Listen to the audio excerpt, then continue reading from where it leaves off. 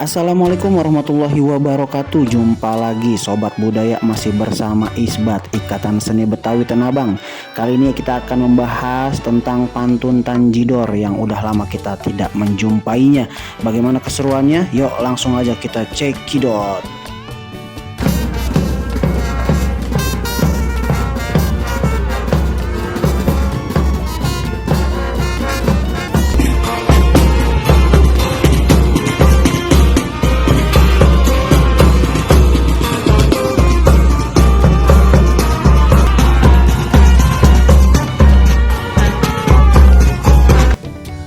Punya mandor asal Cimanggis, ngebangun jalan sampai ke Ciawi.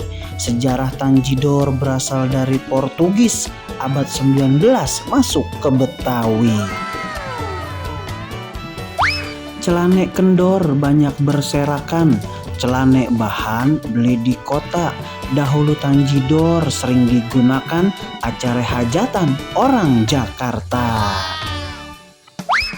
Waktu bebodor matanya sayup, di suasana sunyi lampu dimatikan. Tanjidor maininnya mesti ditiup biar bunyi saat dimainkan. Ada parang, ada pahat. Pahat dipakai buat belah batu.